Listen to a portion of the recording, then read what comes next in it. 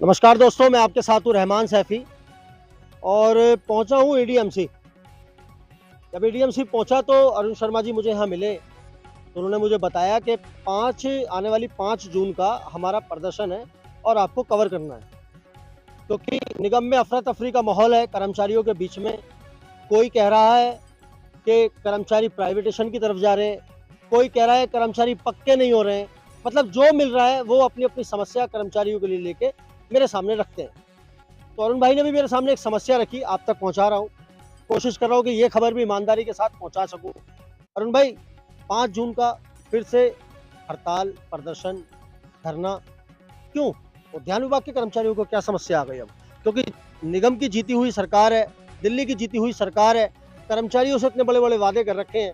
Manifesto में सबसे पहले निगम के कर्मचारी का ज़िक्र किया गया है, लेकिन काम कितना हुआ ये तो आप ही बता सकते हो क्योंकि आप नेता हो कर्मचारियों के। कर्मचारी मुझसे पूछते हैं, हमारी यूनियन ने काम नहीं कर रही। क्या आप काम नहीं कर रहे कर्मचारियों के लिए? सबसे पहले सभी दर्शकों को मेरा नमस्कार। मुख्य रूप से रहमान सफ़ी जी आपको और आपके समस्त चैनल पूरी टीम को। आप लोग समय-समय पर हमारी समस्याओं को निगम अधिकारियों के बीच में उठाते हैं। हृदय की गहराइयों से समस्त यूनियन की ओर से आपका धन्यवाद। देखिए रहमान सफ़ी जी बहुत अच्छी बात कही कि सबसे पहली बात तो धरना क्यों? वो नारा है कि शौक नहीं मजबूरी है और अब हड़ताल ज़रूरी है। पिछले 10 से 12 सालों से पूर्वी दिल्ली में हम लोग कार्यरत थे। पूर्वी दिल्ली में आपने हड़तालें देखी, आपने आंदोलन देखे और हमने 27 दिन इसी ईडीएमसी के गेट पर बिल्कुल, सच्चाई। बैठे हम जंतर मंतर पे। आज भी हमारा ढंग से नहीं उठता है। आपने वो पूरा प्रोग्राम कवर किया था जिसमें जंतर मंतर पर हमारे ऊपर लाठी चार्ज हुआ और तब से अब तक हमारी एक ही मांग है कि निगम कर्मचारी जो हमारे हैं, कच्चे कर्मचारी, उन्हें पक्का कर दिया जाए।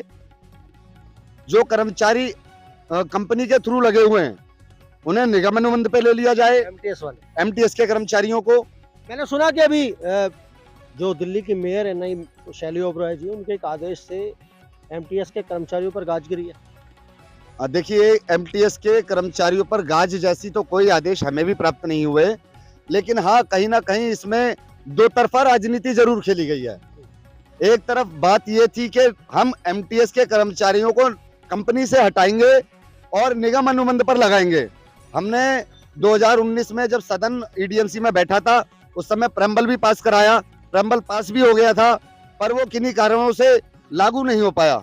एकीकरण हो गया, हमारी शुरुआत से मांग यही थी, पर इन्होंने फिर दोबारा एक राजनीति के तहत षड्यंत्र रचा कि एक कंपनी बेसिल जो थी जिसके पास टेंडर था उन्हें हटाकर उसके हिस्से का भी जो कर्मचारी थे जो ईडीएमसी में कार्यरत थे उनको बीवीजी नामक के कंपनी में दे दिया। देखिए मैं पहले एक एक करके चीजों पर प्रकाश डालता हूँ। जो बीवीजी कंपनी की अगर हम बात करें, किसकी कंपनी, कैसी कंपनी, इन सारी बातों में जाएंगे तो बहुत सारी राजनीति घुस जाएगी और मैं अपने आंदोलन का राजनीतिकरण नहीं होने देना चाहता। मेरा आंदोलन ना किसी पार्टी के लिए है और ना किसी नेता के लिए है। मेरा आंदोलन मेरे पेट, हमारे कर्मचारियों के पेट के लिए है, हमारी रोटी के लिए है।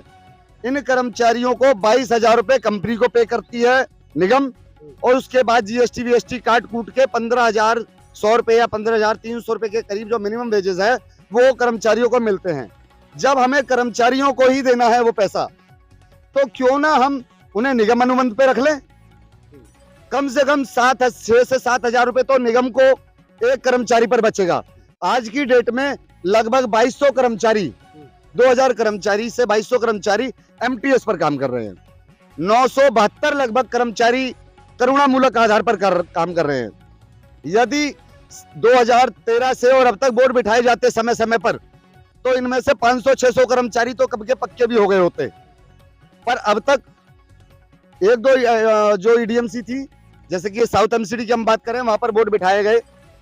वहां पर जो नाला बेलदार लोग थे, जो जिनके पिताजी वगैरह मेंटेनेंस डिपार्टमेंट थे, उन्होंने माली की फाइल भरी और वो माली में पोस्ट लेके बैठे हैं, उन्हें सीडी ने पक्का कर दिया।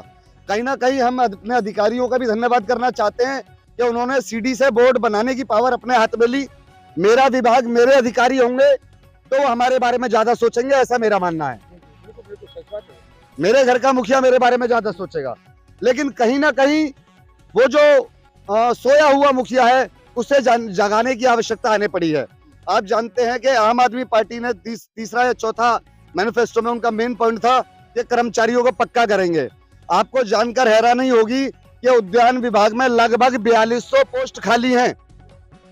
फाइनेंस डिपार्टमेंट ये कहता है कि जी हमारे पास बजट नहीं है पक्का करने का। अगर हमारे माता पिता जिंदा होते, हमारे परिवारजन अगर जिंदा होते, तो क्या आप उनकी तनख्वाह देने के लिए भी बजट का बहाना करते कि हमारे पास बजट नहीं है, तनख्वाह नहीं दे सकते? तो ये सारे बहाने हैं। मैं माननीय मेयर साहिबा और जितने भी उच्च अधिकारी हैं उन सबसे विनम्र निवेदन करूंगा कि आने वाली 5 जून को जो हड़ताल है, देखिए हड़ताल ना आपके लिए अच्छी ना हमारे लिए, और उसके साथ साथ दिल्ली के जो नागरिक हैं वो बेवजह हड़ताल में परेशान होते हैं। हमारी कोई शौक नहीं है हड़ताल करने का, आंदोलन करने का, लेकिन अगर 5 जून तक बोर्ड बिठाया नहीं गया, मिसटॉल कर्मचारियों को पक्का नहीं किया गया, पक्के कर्मचारियों के एरियर नहीं दिए गए, चौधरी वो कहावत होगी अंधा पीसे रेबड़ी और अपने अपनों को दे। एक जोन में चौधरी बना दिए, बहुत सारे बना दिए, एक में बना दिए, बहुत सारे बना दिए, एक में एक भी नहीं बना। ऐसे भी जोन है क्या? हाँ ऐसे भी जोन है। और ये ऐसे नहीं हुआ है कि एक जोन जोन में हो रहा है, ये कहीं ना कहीं उच्च अधिकारियों की आपसी लड़ झगड़ है कि आपके पास ये जोन है, उन्होंने अपना फैसला ले लिया, उन्होंने अपना ले लिया, एक अधिकारी नहीं ले रहा। तो शोषण की अगर हम बात करें, किसका शोषण नहीं हो रहा? सैलरी की क्या पोजीशन है? मैं सैलरी भी बताऊंगा, पहले एक बार आप शोषण की जरूर सुने। शोषण किसका नहीं हो रहा? कच्चा कर्मचारी पक्का होना चाहता है, पक्का कर्मचारी प्रमोट होना चाहता है, 21 पोस्ट HI की खत्म कर दी। उसके बाद जो चौधरियों के इंक्रीमेंट हैं, एक इंक्रीमेंट जब भी आप प्रमोशन होते हैं एक इंक्रीमेंट मिलना चाहिए, आपको कन्वेंस अलाउंस मिलना चाहिए। जब आप चारों तरफ पूरे वार्ड में घूमेंगे तो पेट्रोल साइकिल कुछ तो खर्च होगा। उन्हें सिर्फ पक्का कर दिया गया है कि आप चौधरी बन गए, उसके साथ उन्हें कोई भी लाभ नहीं है। लाभ नहीं है तो वो अतिरिक्त जिम्मेदारी क्यों झेलें? और इसके बावजूद भी ऐसा नहीं है कि सबके साथ ऐसा हुआ है। जो अलग अलग जोनों में गए उन्होंने अपने अपने लगवा लिए हैं, कुछ को एग्रीमेंट मिला है, कुछ को नहीं मिला है। 5 जून की होने वाली इस हड़ताल में, प्रदर्शन में मुख्य मांगे क्या है? देखिए मुख्य मांगे हैं, कच्चों को पक्का, MTS को निगम अनुबंध पे चौधरी बनाए जाएं, और कर्मचारियों का वो पक्के कर्मचारियों को एरियर दिया जाए। रही तनख्वाह की बात, दिल्ली सरकार ने भी 700 करोड़ रुपए रिलीज करे, सबने सुना। तो तनख्वाह धीरे धीरे, हाँ ये है कि कहीं ना कहीं कार्मिक स्थितियों में कमी है, कार्मिक लोग कम काम कर रहे हैं। फिलहाल तनख्वाह में तो राजनीतिक रूप से कहीं कोई गलत नहीं है, पर तनख्वाह आज भी लेट हो रही है। केजरीवाल का वादा था कि 1 से 3 तारीख के बीच में तनख्वाह कर्मचारी को मिल जाएगी, ये उन्होंने अपने मैनिफेस्टो में भी दिया है, मुंह से बोला है, आप हमारे निगम में सरकार बनाइए, हम आपको कच्चे से पक्का कर देंगे, पक्कों को प्रमोट कर देंगे, तनख्वाह समय से दे देंगे। क्या इस दिल्ली सरकार का व निगम सरकार का कोई वादा खरा उतर रहा है क्या कर्मचारियों के लिए? आपको बताना चाहते हैं ढाक के 3 बात, बहुत कम कहना और ज्यादा समझना सभी के लिए। ढाक के 3 बात हैं। वादे हमसे बहुत बड़े बड़े किए गए हैं, अगर ये वादे ही पूरे हो जाते तो इस हड़ताल की जरूरत क्या थी? सरकार बनी दिसंबर में, मेयर साहिबा बनी मार्च में, और उसके बाद भी चलो अब मार्च में बनी, अप्रैल खत्म हो गया, मई खत्म हो गई, मई आधी से ज्यादा खत्म होने जा रही है, जून की शुरुआत होने जा रही है। एक मैं बताना चाहूंगा रहमान जी, एक बहुत बड़े नेता हैं आम आदमी पार्टी के लिए, आम आदमी पार्टी के, मैंने उन्हें फोन किया, मैंने कहा मान्यवर हम आपसे मिले थे, हमने आपसे बातें की थी, आपने कहा था जैसे ही मेयर साहिबा बन जाएंगी कि कोई भी मेयर बन जाएगा हम आपकी मांगों को पटल पर रखेंगे। तो उनका जवाब सुन के मुझे बड़ा अभागा महसूस हुआ कि मेरे उस चुने हुए नेता ने कहा कि जी 15 साल की गंदगी है, समय तो लगेगा। यानी 15 साल की गंदगी को साफ करने के लिए आपको 15 साल और चाहिए। बिल्कुल, बड़ी बात, सच्चाई यही है कहीं ना कहीं इस बात की। मेयर साहिबा मातृ शिशु केंद्र में जाती हैं, वहां जाकर देखती हैं, अच्छी बात है, जाना चाहिए, वो जरूरी है। हेल्थ विभागों में जाती हैं, शिक्षा विभागों में जाती हैं, उद्यान विभागों में क्यों नहीं देखती कि उद्यान विभाग में? वो तो डैम्स में भी नहीं जा रही हैं, डैम्स वाले भी यही बात कह रहे हैं, यही शिकायत कर रहे हैं कि वो वहां पे भी नहीं जा रही। तो इसका कारण क्या है? इसका कारण जानना होगा। क्या हम शरणार्थी हैं? हम दूसरे देश से भागकर आए हैं क्या?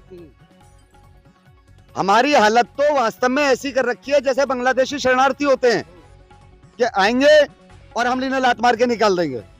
तो बड़े दुख की बात है, कोई मांग पूरी नहीं है और कुछ भी नहीं हो रहा है। इन्हीं सारी चीजों को लेकर आने वाली 5 जून को जो अभी 2023 में 5 जून आने वाली है, सिविक सेंटर गेट नंबर 5 जोनों का घेराव बहुत कर लिया। जोनों में ट्रांसफर के अलावा ऐसी कोई सुविधा नहीं है जो हमें मिल पाए।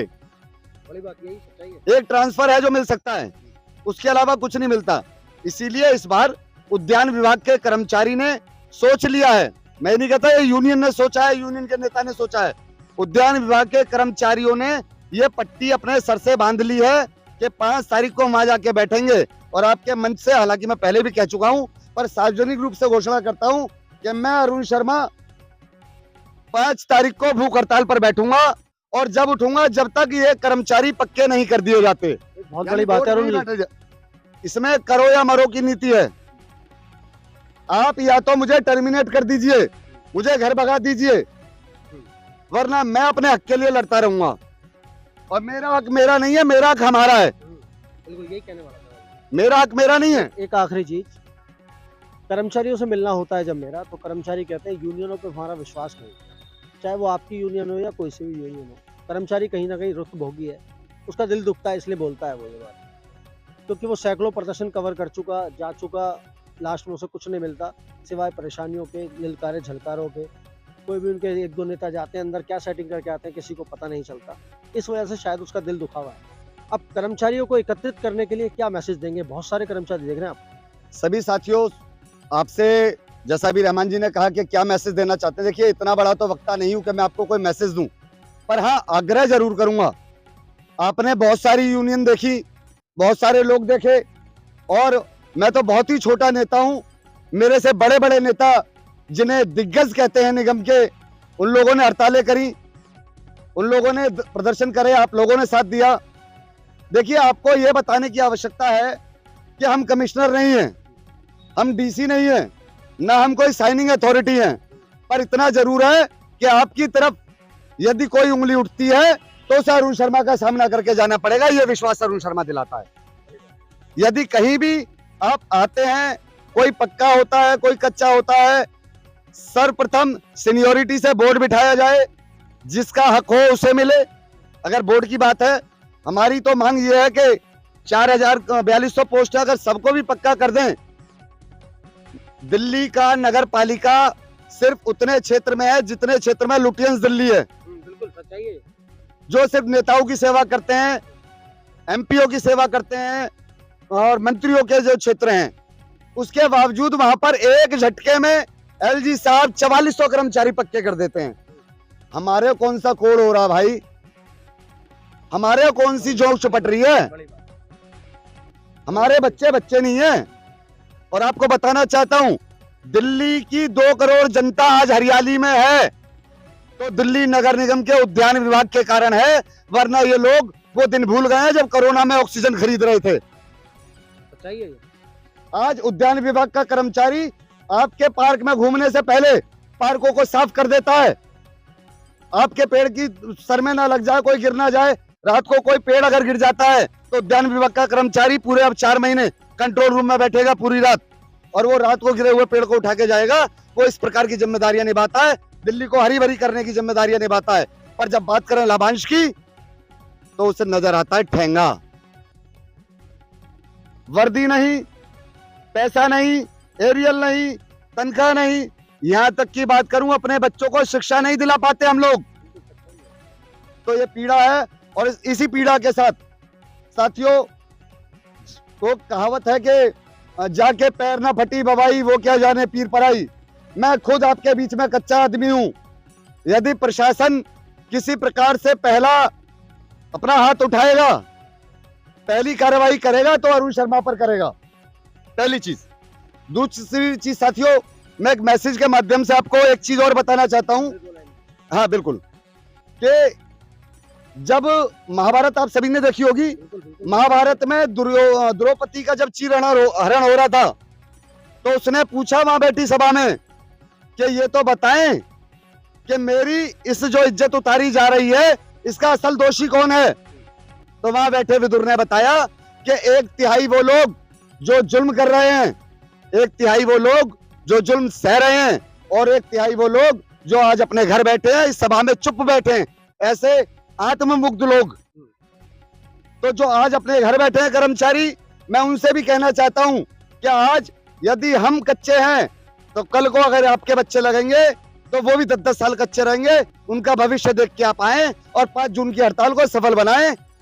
मैं तो इतनी ही बात कहूंगा। बड़ी बड़ी बात कही अरुण भाई ने, और कहीं ना कहीं ये सच्चाई, प्योर सच्चाई अरुण शर्मा जी ने बताई है, और आप सब लोगों ने, कर्मचारियों ने इसे सुना है और इस पर गौर करिए। ये बात बहुत बड़ी है। कल को आपके बच्चे जब इस विभाग के अंदर आएंगे तो वो भी इस तरह की परेशानियों का सामना करना पड़ेगा उनको, तो कोशिश करिए कि उनको कम परेशानी का सामना करना पड़े। आज एकत्रित होइए और प्रशासन को बताइए कि अपनी सारी जायज़ मांगे क्या है आपकी। तो दोस्तों बने रहिए हमारे साथ, मिलते हैं आपसे अगली खबर में।